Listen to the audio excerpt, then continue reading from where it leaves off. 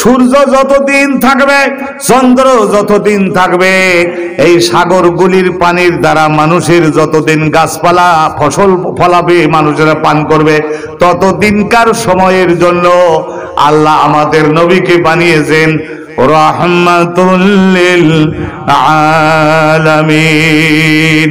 তাহলে কোশ্চেন, নবী তো কি হয়ে গেলেন? মা খানা মুহাম্মাদুন আবা আহাদিম মির রিজালিকুম ওয়ালাকিন রাসূলুল্লাহি ওয়া খাতামান নাবিয়্যিন ওয়া কানা আল্লাহু বিকুল্লি শাইইন আলিমা। আমাদের নবী তাহলে ওই মরুভূমির পাথরের উপর দিয়ে, বালুর উপর দিয়ে যখন হাঁটতেন, আর যখন কান্দাকাটি করতেন, আর যখন ইসলামের দাওয়াত দেওয়ার কারণে তায়েফের বিখ্যাত খ্রিস্টান 3 ভাই ছিল, তারা সকলে তাদের কর্মচারীদেরকে লেলিয়ে দিল নবী পাকের বিরুদ্ধে। তারা জিজ্ঞাসা করেছিল যে মা তাকুলু ফি শানে ঈসা, ঈসা সম্পর্কে আপনি কি বলেন? ঈসা সম্পর্কে আপনি কি বলেন? আমরা তো ঈসা সম্পর্কে বিশ্বাস করি। ওই খ্রিস্টানরা বলছিল আমরা ঈসা সম্পর্কে তো বিশ্বাস করি যে ওয়া ইবনুল্লাহ, আল্লাহর ছেলে, আল্লাহর পুত্র। আপনি ঈসা সম্পর্কে কি বলেন? রাসূলুল্লাহ তো তাদের খাতির যত্ন পাওয়ার জন্য, তাদের একটু আদরের স্নেহ, কোমল মোহাব্বতের ব্যবহার পাওয়ার জন্য ইসলামের মহাসত্য বক্তব্যকে তো আর ঘোরাতে পারবেন না। আল্লাহর নবী সঙ্গে সঙ্গে তাদের কাছে এই কথাটা বলে দিলেন, লা আবাদান লা হুয়া, হযরতে ঈসা আল্লাহর পুত্র না। মাত্তা খাজা সাহিবাতান ওয়ালা ওয়ালাদা, আল্লাহর কোনো পুত্র হয় না, আল্লাহ রাব্বুল আলামিনের কোনো কন্যা হয় না, আল্লাহর কোনো স্ত্রী নাই।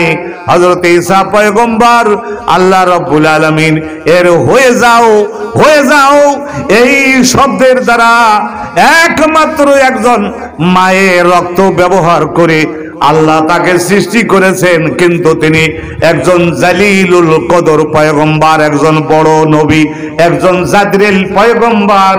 আল্লাহ রাব্বুল আলামিন সিদ্ধান্ত গ্রহণ করেছিলেন যে বাপ নাই মা নাই, আমি মানুষ বানাবো। আল্লাহ বানালেন, হযরতে বাবা আদমকে বানালেন। আর একজন মাত্র পুরুষ লোকের এক খণ্ড গোষ্ঠীর সাহায্যে একজন নারী বানাবো। হযরতে বাবা আদমের এই বাম পাশ থেকে পাঁজরের কাঠি, ওখান থেকে 2 ইঞ্চি ফেরেশতাদেরকে কেটে নিতে বললেন, আর ওইটুকুকে ব্যবহার করে আল্লাহ হযরতে হাওয়াকে সৃষ্টি করলেন। এখানে কোনো জন্ম নেওয়ার ব্যাপার নাই। এই 2 জনের বেলায় হলো, এটা হলো সৃষ্টি করা। আমার ভাইরা, আল্লাহ পাক রব্বুল আলামিন আর আমাদের পুরুষ নারী মা বাপের দুজনের রক্তের দ্বারা পুরুষ নারী বানাবেন সিদ্ধান্ত নিলেন। আর আল্লাহ আরো সিদ্ধান্ত নিলেন। কি সিদ্ধান্ত নিলেন জানেন? কারো সিদ্ধান্ত নিলেন যে একজন মাত্র মায়ের রক্ত থেকে আমি একজন পুরুষ সৃষ্টি করব। ইন্নাল্লাহ আস্তাফাকে, আল্লাহ রাব্বুল আলামিন এই ব্যাপারে আল্লাহ বাছাই করলেন। এই হযরতে ইমরান ইবনে মাসান নামক একজন পয়গম্বরের একটা কন্যা সন্তান হযরতে মরিয়ম, এই মরিয়মের কে বাছাই করলেন এবং তার পেট থেকে হযরতে ঈসাকে আল্লাহ সৃষ্টি করেছেন। কিন্তু আল্লাহর অনেক বড় জলিলুল কদর পয়গম্বর, কিন্তু তিনি আল্লাহর পুত্র না। নবী এই কথা যখন বললেন, সঙ্গে সঙ্গে ওই তায়েফের খ্রিস্টান 3 ভাই, ওরা সকলে তাদের কর্মচারীদেরকে লেলিয়ে দিলাম। এমন ভাবে আঘাত করতে থাকলো, এমন ভাবে নবী পাকের এই জাসাদে মোবারকের উপরে আঘাত করতে থাকলো। এই দিকে আমার আলোচনা উদ্দেশ্য না। যখন এইভাবে কাফের জালেমদের আঘাতে নবী পাকের দেহের মাথার রক্ত যখন ঝরে ঝরে পড়ে, আর যখন নাকি ওহদের রণক্ষেত্রে নবী পাকের সুজ্জা ওয়াজহু, রাসূলুল্লাহর এই মাথার উপরে পাথরের আঘাতে যখন চামড়া ফেটে এইভাবে হলো, রক্ত পড়তে লাগলো, নবী পাক বললেন, মা বালু কওমিন এ হাদাম, মানে রাসূলুল্লাহ বললেন, ইয়াদরিবুনা আর আসা নবীহিম, নবীর মাথায় আঘাত করে এবং রক্ত ঝরাইয়ে দেয়। আমার ভাইরা, এই সমস্ত ক্ষেত্রে নবী পাক যখন বালুর উপর দিয়ে, পাথরের উপর দিয়ে হেঁটে হেঁটে চলতেন, নিশ্চয় কষ্ট হতো। কষ্ট হওয়ার বদৌলতে তিনি দলপতি নবী, কষ্ট হওয়ার বদৌলতে কোন পয়গম্বরের আদর্শ টেকে নাই, টেকবে না। ঈসা পয়গম্বরেরটাও ভেজাল হয়ে গেছে, টেকবে না। মুসা পয়গম্বরেরটাও এই পরিবর্তিত হয়ে গেছে, টেকবে না। হযরতে দাউদ নবীরটা তো টেকলো না। হযরতে ইব্রাহিম পয়গম্বরের বিষয়গুলিকে আল্লাহ রাব্বুল আলামিন আমাদের বিশ্ব নবীর ইসলামের অন্তর্ভুক্ত বানাইয়ে দিয়েছেন। সেই জন্য নবীর ওসিলায় কিয়ামত পর্যন্ত ইব্রাহিম পয়গম্বরের খেসালো ইব্রাহিম মুআব্বাদা ইলাল কিয়ামাতে ফি হাযিহিল আইয়ামে তিলকাল আশিয়া ও জুজউন লি শরিয়াতে রাসূলিনা, আমাদের নবী পাকের শরীয়তের অংশ হয়ে যাওয়ার কারণে রাহমাতুল লিল আলামিনের টেকবে।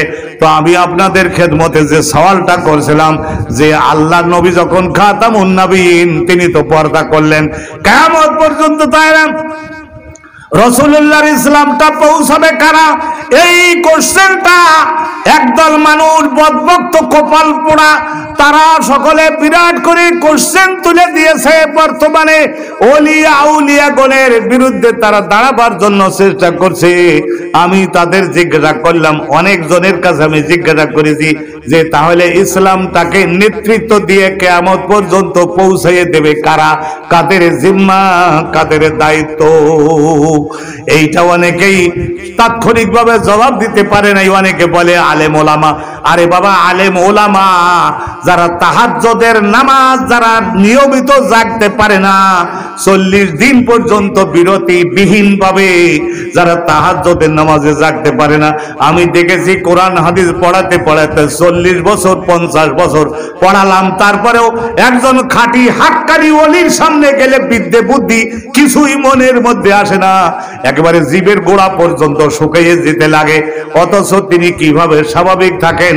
আসলে বেলায়েতের নূর, বেলায়েতের শক্তি এমন একটা জিনিস, আল্লাহ পাক রব্বুল আলামিন আমার পূর্বের মাওলানা যিনি ছিলেন, উনি ওই আয়াতখানা উনি আলোচনায় উঠাইছিলেন। আলা, আমি ইমাম জামাকশরীর কাশাফ আর কাজী নাসিরউদ্দিন বাইজাবির, এই যে আপনার হযরত ইমাম বুখারী রাহমাতুল্লাহি আলাইহি কত বড় ওলি ছিলেন, কত বড় ওলি ছিলেন, কত বড় কাশফের অধিকারী মানুষ ছিলেন। একখানা হাদিস তার সামনে যদি আসে, জগতের শ্রেষ্ঠ শ্রেষ্ঠ শিক্ষকগণ সকলেই বলেছেন হাদ্দাসানি উস্তাজি আল ফুলানি কাজা কওলু রাসূলুল্লাহ, সবাই বলেছেন, কিন্তু কিতাবে লেখবার আগে তিনি হযরত ইমাম বুখারী আমার নবী পাকের ওই শের মুবারকের ওই বারে তখন এইভাবে কঠোরতা ছিল না, ওইভাবে ওই জায়গায় তিনি কাযালিকা হুম কাতাবু ফি জামিআল কুতুব, সব কিতাবের মধ্যে লেখা উনি এইভাবে দুরাকাত কানা ইউসাল্লি রাকাতাইনি, দুরাকাত নামাজ পড়তেন। ইয়াগতাসিলু ইয়াতাওয়াদ্দাউ ইয়াতাআত্তারু, আতর মেখে নামাজ পড়ে তারপরে মুরাকাবা করতেন। মুরাকাবার মধ্যে একটু তন্দ্রার মতো অবস্থা হতো, সেইটা ওলিয়া আউলিয়া গণের ঘুম, এটা কোনো ঘুম না। এই ঘুমের মধ্যে জেগে যেতে পারে, আবার হঠাৎ করে জেগে উঠতে পারে।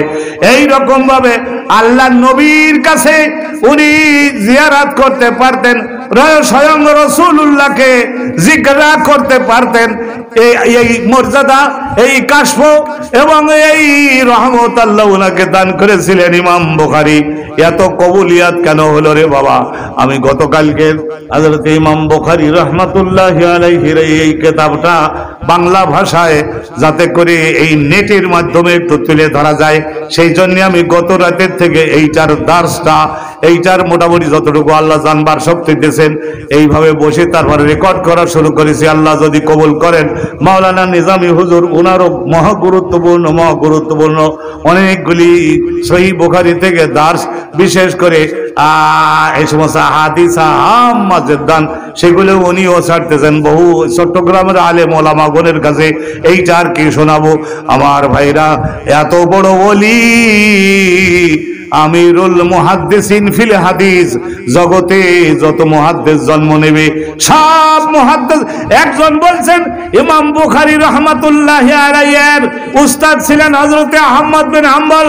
হযরতে আহমদ বিন হাম্বল এর আরো উপরে অনেকেই ছিলেন, তো ওনারা উস্তাদরাই বলছেন বাবা আপনাকে এত বড় দরজা আল্লাহ কিভাবে যে দিলেন। আসলে আল্লাহ একটা ডিসিশন নিয়েছিলেন, আল্লাহ নবীকে নিখুঁত ভাবে জগতের মানুষদের কাছে আল্লাহ সংরক্ষণ করবেন, সেই জন্য আল্লাহ ওনাকে বাছাই করছিলেন। হযরতে ইমাম বুখারী মুহাম্মদ বিন ইসমাইল, বাপের নাম হলো আপনার ইসমাইল, দাদার নাম হলো ইব্রাহিম। দেখেন, আর দাদার বাপের নাম মুগিরা। এই সব কথা আলোচনা করি, আমি সময় নষ্ট করব না, কারণ এটা হলো চট্টগ্রাম, এখানে আপনাদের সকলের সব এগুলি জানা। আমি একবার ওই যে দেওবন্দ মাদ্রাসার পাশে আসে ওই জায়গায় ঘুরতে গিয়ে তারপরে রিক্সা ড্রাইভার যারা রিক্সা চালায় তাদের কাছে দুই একটা মাসলা জিজ্ঞাসা করছি, ধড়াধড় উত্তর দেয়। কইলে হুজুর আমরা এই সমস্ত দেওবন্দ মাদ্রাসার বড় বড় মুহাদ্দিসরা বাসায় যাওয়ার সময় আসার সময় আমাদের রিক্সায় চড়ে, আর ওই সব দুইজন বসে আলাপ করে, আমরা শুনে শুনে জেগে বলি। তাহলে দেওবন্দ মাদ্রাসা, এটা এক্সাম্পল দিলাম, এইরকম দেওবন্দ মাদ্রাসার আশেপাশের রিক্সা ড্রাইভাররা তারাও যখন মুহাদ্দিসদের টানে আর তাদের ডিসকাশন থেকে অনেক মশলা শিখে ফেলে, এইটাই যদি হয় তাহলে এখন আপনি বুঝে দেখেন অবস্থাটা তাহলে কি দাঁড়ায়। চট্টগ্রামে লক্ষ লক্ষ আলেম বিগত জমানায় ছিলেন, বর্তমানেও যা আছে, আমি বাংলাদেশের হেলো কোনো উপজেলা নাই যেখানে আমি যাই না, আলহামদুলিল্লাহ। তো আল্লাহর রহমত এইটা পাওয়া যায় না, এটা পাওয়া যায় না। এই সিঙ্গাপুরে দেখলাম পাওয়া গেল না, অনুরূপ ভাবে Brunei, Darus Salam, Indonesia, Malaysia, তারা সকলে বলল যুবক বয়সের ভালো ভালো আলেম যদি পাও এনে দাও, মাদ্রাসা কায়েম করো, we are mentally ready to pay, financially টাকা দিতে রাজি আছি। কিন্তু আমাদের ছেলেমেয়েরা সব যায় ওই আজহার ইউনিভার্সিটি মক্কায় পড়তে, অনেক খরচ হয়, এখানে মাদ্রাসা করো।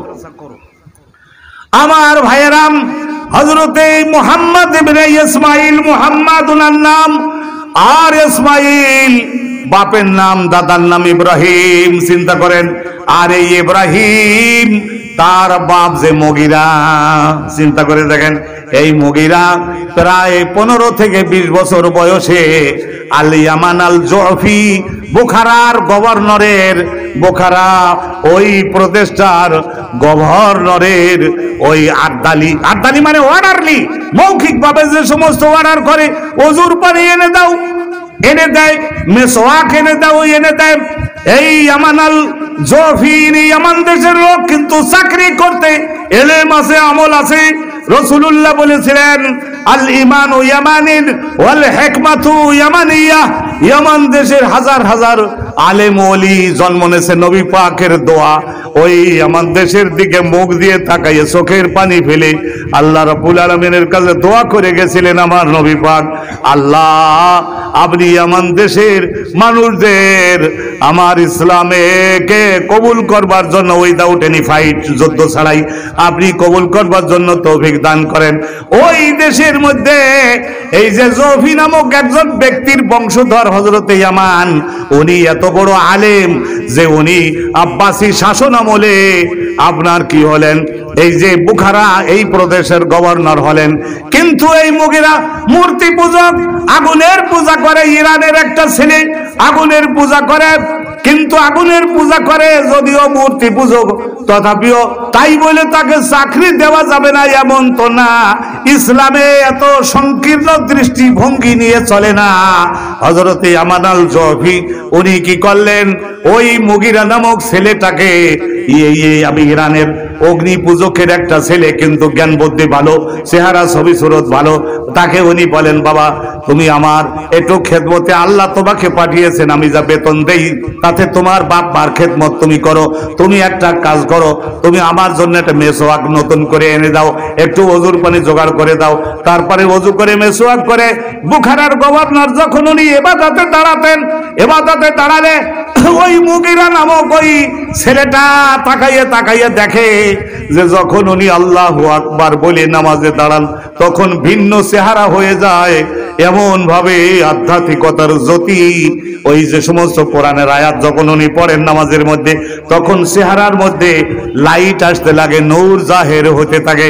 তখন দেখতে দেখতে দেখতে দেখতে কোন একদিন 2-5 বছর পরে ওই মুগিরা নামক ওই ছেলেটা বলে, হুজুর আপনি সৃষ্টিকর্তা, আমরা যার বাতাসে নিঃশ্বাস নেই, আমরা যার সৃষ্টি করা ফল ফলাদি খাই, এবং যার সৃষ্টি করা গম এবং ধানের থেকে আমরা ভাত খাই এবং রুটি খাই, এই সমস্ত সূর্যের রোদ নেই, তার ওই কৃতজ্ঞতা আপনি যেভাবে আদায় করেন, এই তরিকা আপনার জন্য কি নির্ধারিত, নাকি আমরাও এতে অংশগ্রহণ করতে পারি? তখনও হযরত ইয়ামান আল জওফি, ইয়ামান দেশের মানুষ, কিন্তু বুখারা প্রদেশের গভর্নর, দেখেন কত ক্ষমতা আছে। এতদিন পর্যন্ত ছেলেটা চাকরি করে, কিন্তু একদিন উনি বলেন নাই চাকরি দেব না যদি তুমি ইসলাম কবুল না করো, বলেন নাই, দিলের থেকে যাতে জিনিসটা আসতে পারে। আমার ভাইরা, এইভাবে উনি বললেন, বাবা হে মুগিরা, তুমি আমার সন্তান তুল্য, তুমি কি আমাদের এইটা পছন্দ করেছো নাকি? তো উনি বললেন যে হুজুর বহুদিন থেকে পছন্দ করেছে, কিন্তু সাহস করে, আপনি গভর্নর মানুষ, হাজার হাজার অফিসার আর জেনারেল আপনার কমান্ডে চলে, আমি তো সাহস করে আপনারে বলতে পারি নাই। তখন উনি বললেন যে তোমার যদি পছন্দ হয় তাহলে তুমি দিলের তাগিদে করতে পারো। এই যে হযরতে ইয়ামান আল জওফির দেখেন বদান্যতায় ব্যবহারে আর ওনার রুহানি শক্তির বরকতে কি করলেন, এই যে বেলায়েতের নূরের বরকতে তাজাল্লিতে এই যে মুগিরা ইসলাম কবুল করলেন, তখন তার বয়স 20 বা 22। বাড়িতে চলে গেলেন, গোপনে গোপনে নামাজ পড়ে মুগিরা। এমন নামাজ পড়তে পড়তে চেহারার মধ্যে রং পাল্টে গেল। বাপ্পার কাছে যখন গেল তখন বলে, ওরে মুগিরা, তুই তো অন্য রকমের হয়ে গেছিস, এখন আর আগুন জ্বালানো থাকে, সন্ধ্যের পরে তো আগুনের পূজার ওখানে তুই আর আগের মতো বসিস না।